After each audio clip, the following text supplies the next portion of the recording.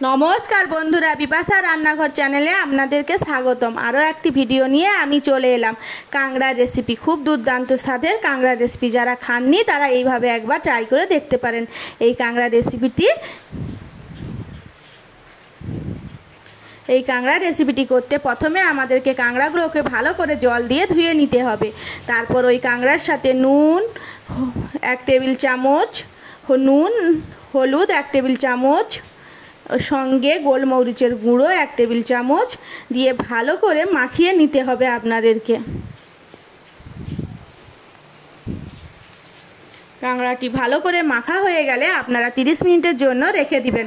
এরপর কাঁকড়া রাঁধতে রাখছি আমাদের এলাচ, দারুচিনি, জায়ত্রী, রসুন বাটা 1 চামচ, আদা বাটা 1 চামচ, পেঁয়াজ কুচি, সরষা তেল, গোলমরিচ গুঁড়ো, কাশ্মীরি লঙ্কা গুঁড়ি, সানরাইসের গরম মশলা, কাঁচা লঙ্কার পেস্ট, টমেটো কুচি, ধনা গুঁড়ো, হলুদ গুঁড়ো, লঙ্কা গুঁড়ো অ্যান্ড নুন। এরপরে ভালো করে কড়াটাকে আমরা গরম করে নেব। কড়া যখন গরম হয়ে যাবে তখন আমরা কড়ার মধ্যে সরষা তেল দিয়ে দেব। একটু বেশি করে দেবেন যাতে কাঁকড়াগুলো ভাজা হয়। ভালো করে তেলটা গরম করে নেবেন যাতে তেলে কাঁচা গন্ধ না ছাড়ে। এরপরে কাঁকড়াগুলো আমরা দিয়ে দেব একে একে করে তেলের মধ্যে।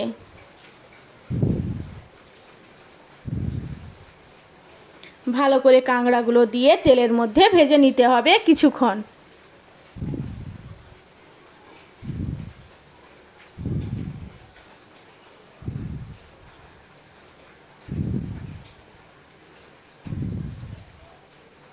ভালো করে কাঁকড়া তেলের মধ্যে মিশানো হয়ে গেলে আমরা 2 থেকে 3 মিনিটের জন্য ঢাকা দিয়ে রেখে দেব যাতে ভাপে কাঁকড়াগুলো খুব ভালো সিদ্ধ হয়। ফিরে এলাম 2 থেকে 3 মিনিট পর। দেখুন বন্ধুরা, কাঁকড়াগুলো কিভাবে লাল লাল করে ভাজা হয়েছে।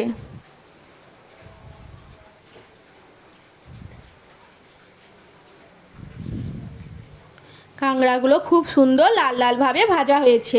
এইভাবে আপনারা কাঁকড়াগুলো ভেজে নেবেন। চলুন এবার তুলে নেওয়ার পালা কাঁকড়াগুলো। সব সময় মাথায় রাখবে গ্যাসের ফ্লেমটাকে লোতে রাখার।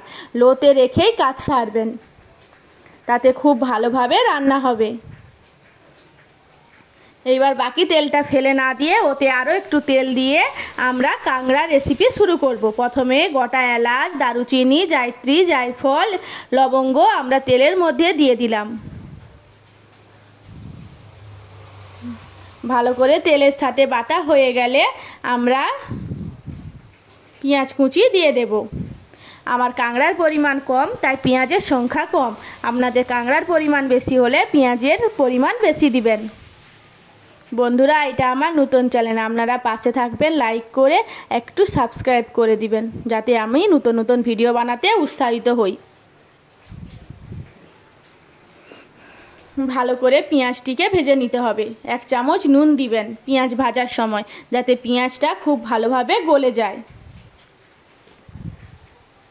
আমি আমার পরিমাণ মতো নুন দিয়েছি। এরপরে কাঁচা লঙ্কার পেস্ট পেঁয়াজের মধ্যে মিশিয়ে নিতে হবে যাতে কাঁচা লঙ্কার ভাজার গন্ধটা খুব ভালোভাবে ছড়িয়ে যায়। এরপরে দিবেন 1 টেবিল চামচ রসুন বাটা,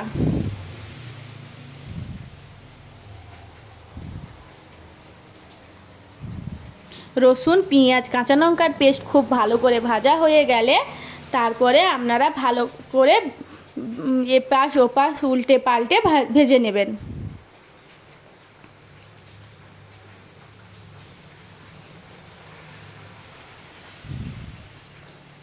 দেখুন বন্ধুরা, আমার খুব সুন্দর ভাজা হয়ে যাওয়ার পরে রসুনের গন্ধ চলে যাওয়ার পর এইবার আমরা আদা বাটা দিয়ে দিচ্ছি। আদা বাটার পর আমরা দেব টমেটো কুচি। সব মশলাগুলো আমরা ভালোভাবে ভেজে নেওয়ার পরে আমরা গুঁড়ো মশলার ব্যবহার করছি। হলুদ গুঁড়ো 1 টেবিল চামচ, যেহেতু আমার হলুদ আগেই ছিল তাই আমি অল্পভাবে হলুদ দিলাম। লঙ্কার গুঁড়ো 1 টেবিল চামচ, আমি ম্যাগি মশলা ব্যবহার করলাম রান্নার ক্ষেত্রে। ম্যাগি মশলার গন্ধটা খুব ভালো লাগে। জিরা গুঁড়ো 1 টেবিল চামচ। ভালো করে কাঁকড়ার মশলাটিকে ভালো করে কষিয়ে নিতে হবে, যেন কাঁকড়ার মশলার গা থেকে তেলটি ভালোভাবে ছেড়ে যায়। এরপরে গোলমরিচ গুঁড়ো দিবেন খানিকটা। গরম মশলা দিবেন 1 টেবিল চামচ। একটু জল দিয়ে ভালো করে মশলাটাকে আরও কষিয়ে নিতে হবে অনেকক্ষণ। ভালো করে অল্প আঁচে আপনারা মশলাটিকে ভালো করে কষাবেন।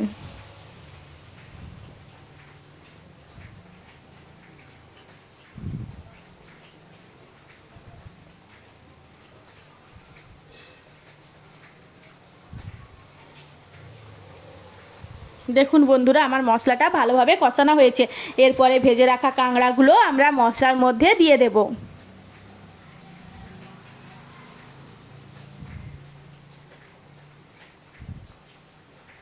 ভালো করে কাঁকড়ার মধ্যে মশলা মিশানো হয়ে গেলে আমরা 1 থেকে 2 মিনিটের জন্য ঢাকা দিয়ে রেখে দেব।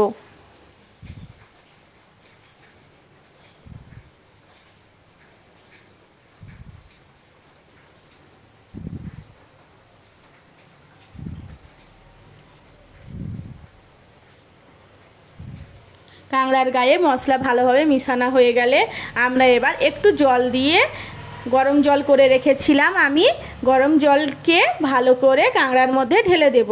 আমার আর একটুখানি জল লাগবে।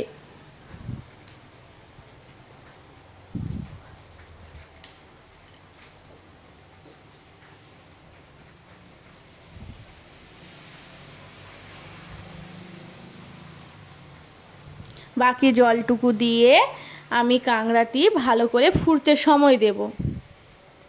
এবার আমি গ্যাসের ফ্লেম লোতে রাখবেন সব সময়। গ্যাসের ফ্লেম লোতে রাখবেন সব সময়, যাতে রান্নাটা খুব ভালো হয়। এবার আমি ঢাকা দিয়ে রেখে দিচ্ছি 5 থেকে 6 মিনিট, যাতে কাঁকড়াটা খুব সুন্দরভাবে সিদ্ধ হয়। এই দেখুন বন্ধুরা, কাঁকড়াটি ভালো করে সিদ্ধ হয়ে গেছে।